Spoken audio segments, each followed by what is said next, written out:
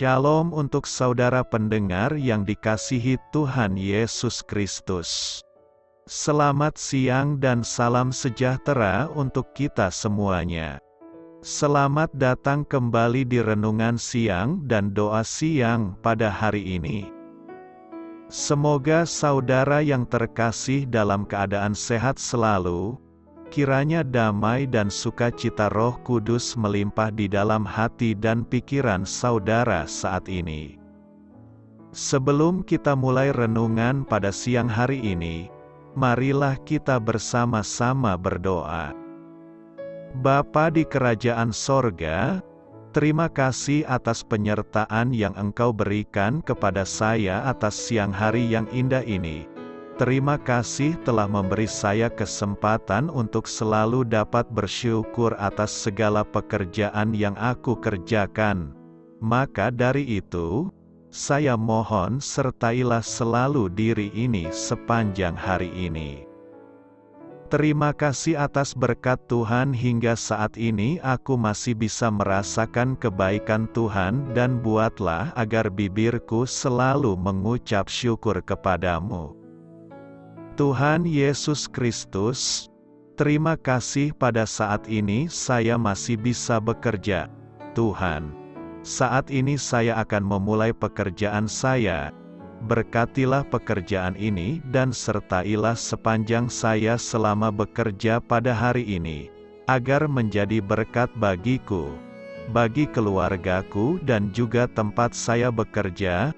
Berkati seluruhnya di siang hari ini agar berjalan dengan baik dan menjadi berkat untuk kami jalani bersama dengan anak Tuhan yang lainnya. Dalam nama Tuhan Yesus, aku berdoa. Amin. Sahabat pendengar sekalian, bacaan renungan dan ayat emas Alkitab renungan kita siang hari ini dimulai. Nats bacaan kita siang hari ini adalah, dia sudah mendengar tentang Yesus, maka di tengah-tengah orang banyak itu ia mendekati Yesus dari belakang dan menyentuh jubahnya. Tertulis di dalam kitab Markus 5 ayat 27, judul renungan kita hari ini adalah, sudah mendengar. Bacaan kita pada siang ini terambil dari kitab Markus 5 ayat 25 sampai dengan ayat 34. Adalah di situ seorang perempuan yang sudah 12 tahun lamanya menderita pendarahan. Ia telah berulang-ulang diobati oleh berbagai tabib, sehingga telah dihabiskannya semua yang ada padanya. Namun sama sekali tidak ada faedahnya, malah sebaliknya keadaannya makin memburuk. Dia sudah mendengar berita-berita tentang Yesus, maka di tengah-tengah orang banyak itu ia mendekati Yesus dari belakang dan menjamah jubahnya, sebab katanya, asal kujamah saja jubahnya, aku akan sembuh. Seketika itu juga berhentilah pendarahannya dan ia merasa bahwa badannya sudah sembuh dari penyakitnya. Pada ketika itu juga Yesus mengetahui bahwa ada tenaga yang keluar dari dirinya. Lalu ia berpaling di tengah orang banyak dan bertanya, "Siapa yang menjamah jubahku?" Murid-muridnya menjawab, "Engkau melihat bagaimana orang-orang ini berdesak-desakan dekatmu, dan engkau bertanya, 'Siapa yang menjamah aku?'" Lalu ia memandang sekelilingnya untuk melihat siapa yang telah melakukan hal itu. Perempuan itu, yang menjadi takut dan gemetar ketika mengetahui apa yang telah terjadi atas dirinya, tampil dan tersungkur di depan Yesus dan dengan tulus memberitahukan segala sesuatu kepadanya. Maka katanya kepada perempuan itu, "Hai anakku, imanmu telah menyelamatkan engkau. Pergilah dengan selamat dan sembuhlah dari penyakitmu." Ayat renungan kita ini terambil dari kitab Markus 5 ayat 25 sampai dengan ayat 34. Kata bijak Alkitab hari ini adalah, merana di hati akan tersingkir ketika telinga sudah mendengar tentang Yesus yang selalu sanggup memberikan pertolongan. Mari kita mulai renungan siang kita. Baiklah, mari kita mulai segmen kisah inspiratif. Ada seorang perempuan yang sudah 12 tahun lamanya menderita pendarahan. Berulang-ulang ia diobati oleh berbagai-bagai tabib, namun tidak jua sembuh. Malah keadaannya semakin memburuk. Suatu hari ia mendengar Yesus lewat. Perempuan itu keluar menerobos kerumunan orang banyak untuk menjamah jubah Yesus. Maka seketika itu juga berhentilah pendarahannya dan ia sembuh. Menurut hukum Taurat, perempuan yang mengalami pendarahan dianggap najis. Benar-benar berisiko perempuan itu menerobos kerumunan orang banyak. Jika ketahuan, ia dapat terkena amukan massa. Satu alasan perempuan itu berani mengambil risiko ialah karena ia tahu keadaannya tidak akan sama lagi sesudah menjamah jubah Yesus. Sebab, katanya, asal kujamah saja jubahnya, aku akan sembuh. Sungguh iman yang luar biasa. Bila kita telaah, rahasia iman perempuan itu terletak pada pendengaran. Sebelumnya ia sudah mendengar berita-berita tentang Yesus dan ia percaya kepadanya. Seperti itu pula rahasia iman kita. Saat susah, kita berseru kepada Yesus. Kita percaya Yesus akan menolong. Padahal kita belum pernah bertemu atau melihat Yesus. Alasannya, kita sudah mendengar berita tentang Yesus. Seseorang pernah menceritakan Yesus kepada kita. Dunia syarat akan penderitaan. Malangnya masih banyak orang tidak tahu kemana harus mencari pertolongan. Seorang diri mereka menanggung sengsara di kehidupan ini. Tidakkah kita menaruh iba terhadap mereka? Mulai hari ini, marilah kita memberitakan Yesus kepada orang-orang di sekeliling kita. Pastikan mereka semua sudah mendengar berita tentang Yesus. Jadi hati mereka tidak lagi merana. Saat susah, mereka dapat berseru kepada Yesus untuk mendapatkan pertolongan. Imanmu telah menyelamatkan engkau. Markus 5 ayat 34 berkata, maka katanya kepada perempuan itu, hai anakku, imanmu telah menyelamatkan engkau, pergilah dengan selamat dan sembuhlah dari penyakitmu. Iman menjadi kata kunci untuk beroleh keselamatan baik jiwa maupun jasmani. Dengan iman perempuan yang mengalami sakit pendarahan ini disembuhkan oleh Yesus. Betapa dahsyatnya kuasa iman bagi orang yang percaya. Alkitab adalah sumber iman yang kalau digali, kita akan mampu menarik kuasa Allah dari sorga ke bumi, bagi hidup kita dan bagi hidup orang lain. Jika kita percaya pada firman Tuhan, maka kita akan melihat kemuliaan Allah. Iman adalah milik kita, bukan milik siapa-siapa, dan kita harus melakukan dan berbuat dengan iman kita. Jika kita berbuat dengan iman, maka kita akan melihat kuasa Tuhan bekerja atas hidup kita dan atas hidup orang lain. Ketika iman dan sukacita kita penuh, seketika itu juga kita akan merasakan betapa indahnya hidup dengan iman yang sungguh-sungguh. Ingatlah ketika kita menemukan kesaksian kita atau ketika Allah meneguhkan kepada kita bahwa kita adalah putra atau putrinya dan bahwa Dia sangat mengasihi kita, dan kita merasa sembuh. Ketika kita membaca kisah perempuan yang terkena sakit pendarahan seperti disampaikan di dalam renungan ini, ada beberapa hal yang perlu kita teladani dari hal ini. Pertama, perempuan yang sakit pendarahan ini benar-benar memiliki iman ingin sembuh. Imannya yang kuat dan sungguh-sungguh kepada Yesus membuat dia beroleh kesembuhan.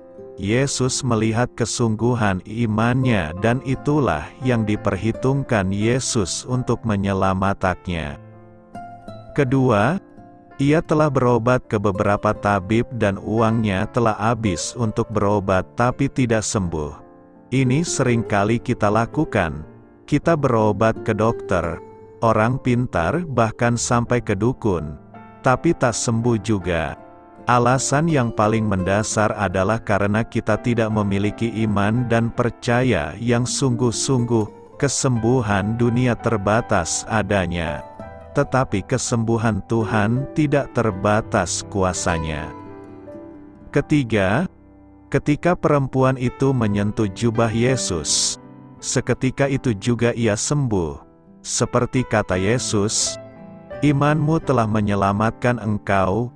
Iman percaya kita akan menjadi obat paling mujarab dalam banyak hal. Sentuhan kita kepada Yesus sangat menentukan kesembuhan kita. Setiap pagi kita menyapa Yesus melalui perenungan akan firman-Nya akan membuat kita mengalami pemulihan dan penyembuhan. Keempat, perempuan itu diselamatkan ketika datang kepada Yesus. Jika kita datang kepada Sang Juru Selamat, Dia akan menyelamatkan kita. Dia akan membasuh dosa kita dengan darah-Nya yang mahal, dan Dia akan berbicara kepada kita seperti Dia berbicara kepada wanita yang mengalami pendarahan itu. Maka katanya kepada perempuan itu, "Hai anakku, imanmu telah menyelamatkan engkau. Pergilah dengan selamat dan sembuhlah dari penyakitmu." Ada beberapa hal yang menjadi perenungan kita dari ayat Alkitab ini, di mana dengan iman dan percaya kita kepada Yesus telah menjadi senjata paling ampuh bagi kita dalam menghadapi berbagai permasalahan.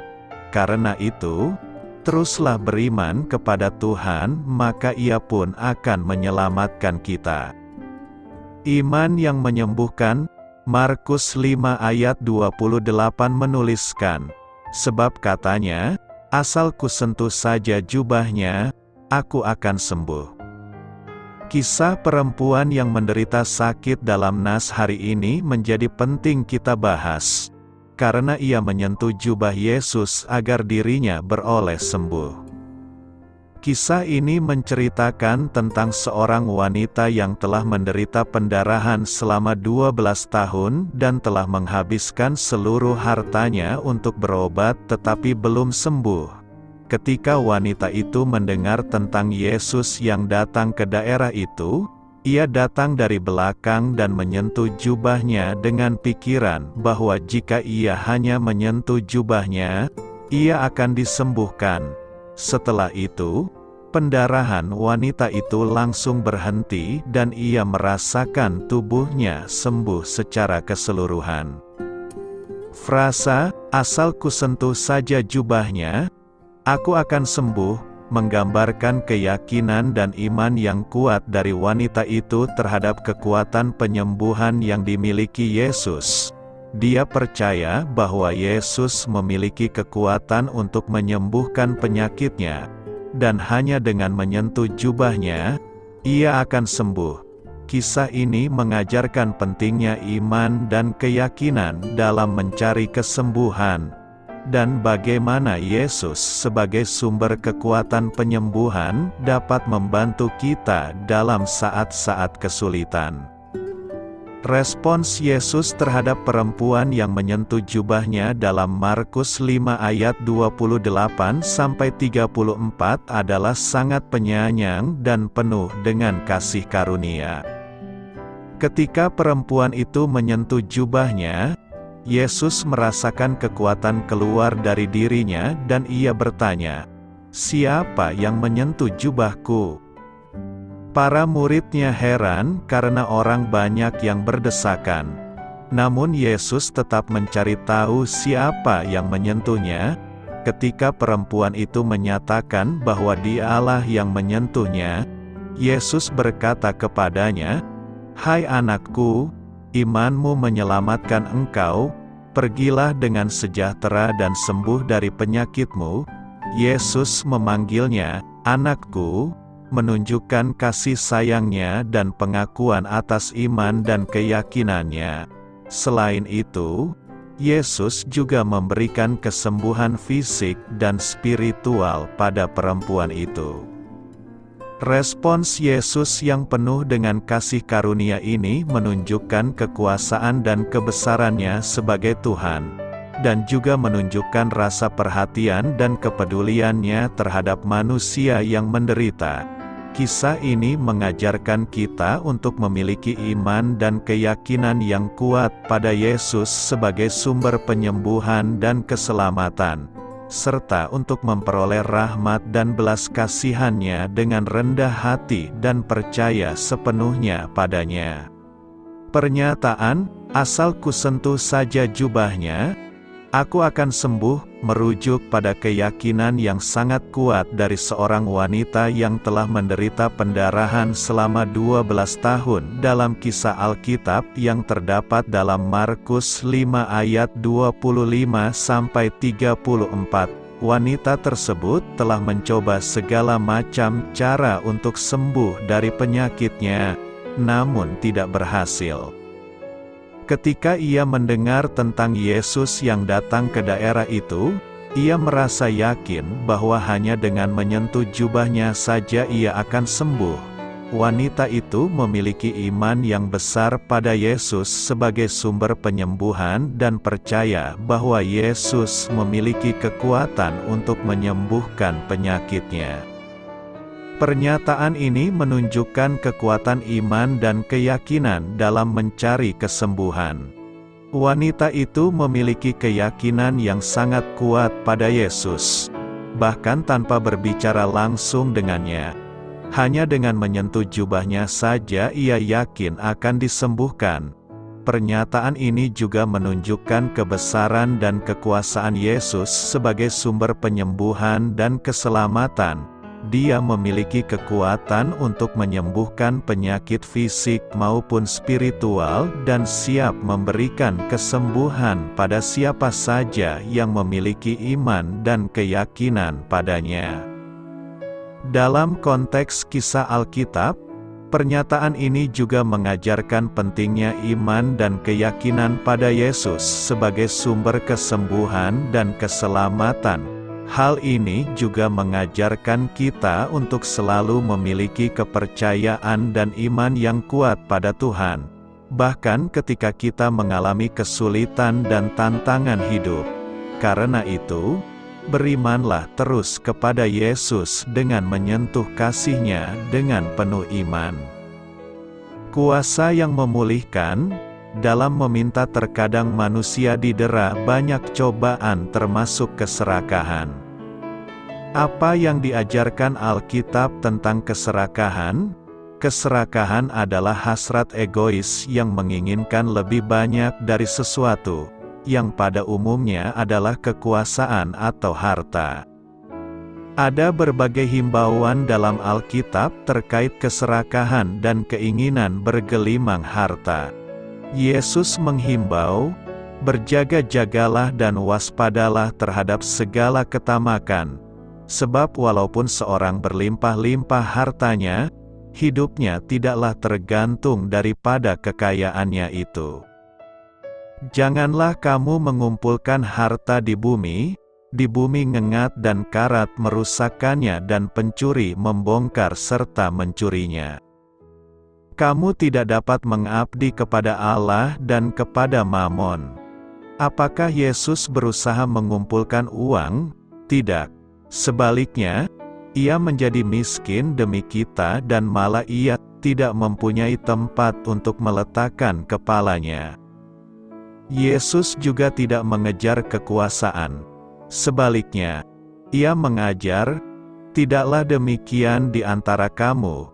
Barang siapa ingin menjadi besar di antara kamu, hendaklah ia menjadi pelayanmu, dan barang siapa ingin menjadi yang terkemuka di antara kamu, hendaklah ia menjadi hamba untuk semuanya.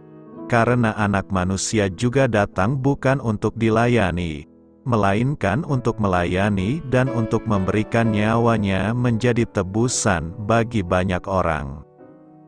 Keserakahan serta ketamakan adalah perangkap yang membinasakan. Akar segala kejahatan ialah cinta uang, dan umat Kristen dihimbau, jangan berharap pada sesuatu yang tak tentu seperti kekayaan. Keinginan memiliki milik orang lain, atau keinginan yang berlebihan atau keserakahan adalah berhala. Efesus 5 ayat 5 mengajar, karena ingatlah ini baik-baik, tidak ada orang sundal, orang cemar atau orang serakah, artinya penyembah berhala, yang mendapat bagian di dalam kerajaan Kristus dan Allah. Ibrani 13 ayat 5 menyampaikan prinsip yang perlu kita pegang, janganlah kamu menjadi hamba uang dan cukupkanlah dirimu dengan apa yang ada padamu. Karena Allah telah berfirman, Aku sekali-kali tidak akan membiarkan engkau dan aku sekali-kali tidak akan meninggalkan engkau. Yang jadi masalah adalah cinta uang, bukan uang itu sendiri. Cinta akan uang adalah dosa karena menghalangi penyembahan Allah. Yesus telah mengajar bahwa sangat sulit bagi orang kaya untuk masuk ke dalam kerajaan Allah. Ketika penguasa muda yang kaya menanyakan cara memperoleh kehidupan kekal kepada Yesus, Yesus menyuruhnya menjual semua miliknya dan membagikannya kepada fakir miskin. Ketika orang muda itu mendengar perkataan itu, pergilah ia dengan sedih, sebab banyak hartanya. Dengan menyuruhnya melepaskan semua hartanya, Yesus sedang menekankan masalah utama orang muda itu, keserakahan atau cinta uang. Pria itu tidak dapat mengikuti Kristus karena ia sedang mengikuti uang. Kasihnya akan dunia ini menghalangi kasihnya akan Allah. Keserakahan tidak dapat dipuaskan. Seringkali, semakin banyak yang kita peroleh, semakin banyak yang kita inginkan. Harta benda milik kita tidak dapat melindungi kita, baik dalam kehidupan ini maupun dalam kehidupan kekal. Perumpamaan Yesus tentang orang kaya yang bebal dalam Lukas 12 ayat 13-21 menekankan ajaran ini. Sekali lagi, uang atau harta kekayaan bukanlah masalahnya. Masalahnya adalah sikap kita seputar uang atau harta kekayaan. Ketika kita menempatkan kepercayaan kita dalam uang atau keranjingan mendapatkan lebih banyak, kita gagal memuliakan Allah dan menyembah Dia sebagaimana mestinya. Kita harus melayani Allah, bukan menghabiskan waktu kita berupaya menjadi kaya. Hasrat kita seharusnya mengumpulkan harta di surga dan tidak khawatir tentang makanan atau minuman atau pakaian. Tetapi carilah dahulu kerajaan Allah dan kebenarannya, maka semuanya itu akan ditambahkan kepadamu. Apakah saudara pernah sakit parah, yang mungkin sakit saudara itu sudah bertahun-tahun tidak sembuh, bahkan sudah berobat kemana-mana dengan biaya yang besar dan tidak sembuh juga? Kalau saudara pernah mengalami hal yang seperti itu, saudara sama dengan perempuan yang sakit pendarahan seperti dijelaskan dalam nas ini, di mana nas ini mengungkapkan dua fakta yang harus dipahami supaya kita dapat dipulihkan seperti wanita yang sakit itu. Pertama, harapan hidup wanita itu sudah musnah. Sakit yang diderita wanita itu bukan penyakit biasa. Sakit pendarahan adalah penyakit yang sangat dibenci orang Yahudi sebab penyakit itu digolongkan sebagai penyakit yang menajiskan sehingga orang yang sakit pendarahan selalu dikucilkan dan dijauhi. Wanita itu sakitnya sudah lama. Dalam ayat 25, ia sudah mengalami selama 12 tahun dan ayat 26 dijelaskan ia telah berobat kemana-mana sampai semua yang ia punya baik itu hartanya sudah habis. Namun kenyataannya, Penyakitnya tidak sembuh, bahkan tambah semakin parah. Dalam situasi yang seperti itu, ia pasti mengalami keputusasaan yang luar biasa karena memang sepertinya sudah tidak ada harapan lagi untuk kesembuhan penyakitnya. Apakah saudara pernah mengalami keadaan seperti perempuan ini? Kedua, harapan yang datang kembali. Dalam situasi yang sulit itu, ternyata Tuhan punya rencana lain.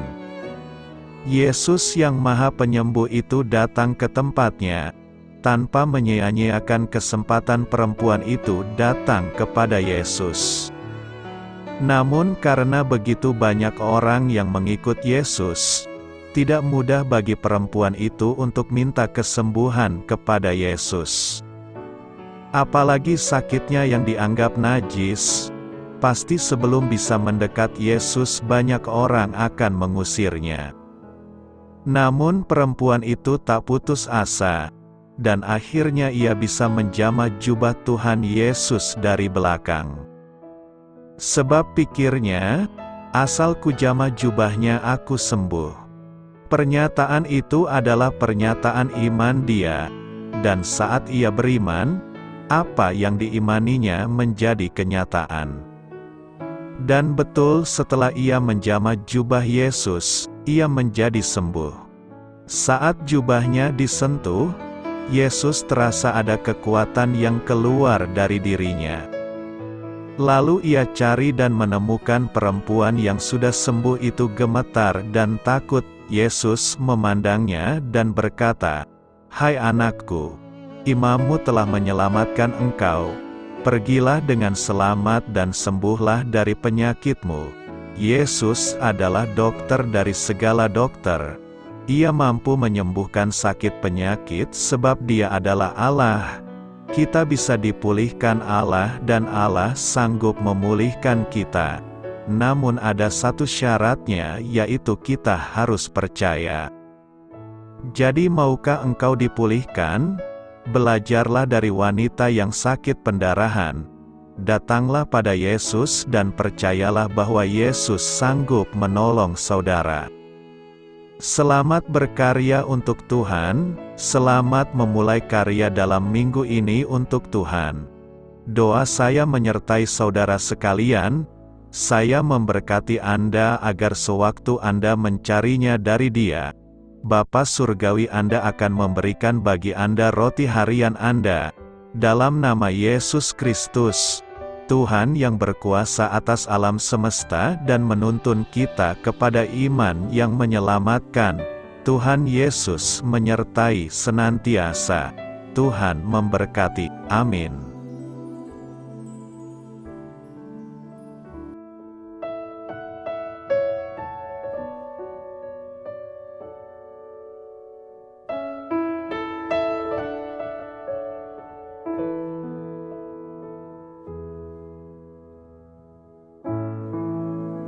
Demikianlah renungan firman Tuhan pada siang hari ini.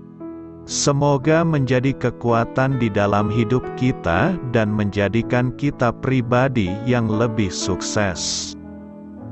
Sebelum kita memulai aktivitas hari ini, marilah kita berdoa.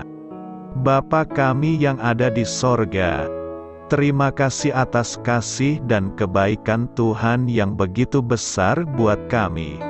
Tuntunlah perbuatanku agar di sepanjang hari ini saya bisa bekerja sebaik-baiknya, tidak pernah jemu menolong sesama, selalu ramah dan tahu terima kasih, menghayati iman dan mengamalkannya dengan sekuat tenagaku. Semua ini saya sampaikan kepadamu, dengan pengantaraan Kristus, Tuhan kami. Allah, Bapa kami bersyukur kepadamu, bahwa dengan bekerja kami boleh ambil bagian di dalam karya-Mu mensejahterakan dan membahagiakan umat manusia. Kami mohon bimbingan-Mu dalam melaksanakan pekerjaan kami hari ini. Bimbinglah kami agar sanggup bekerja dengan semangat kasih, dengan riang, rajin dan jujur. Terima kasih, Tuhan. Amin. Dalam nama Tuhan Yesus Kristus Tuhan dan Juru Selamat kami, Bapa kami yang baik, kami mengucap syukur dan berdoa. Amin. Biarlah firman Tuhan menjadi pengingat untuk kita semua, bahwa tuntunan dari Roh Kudus akan selalu memberi jalan keluar bagi setiap permasalahan hidup kita, dan memberi kedamaian di hati kita. Amin. Sampai jumpa di renungan siang saudara rohani berikutnya. Shalom.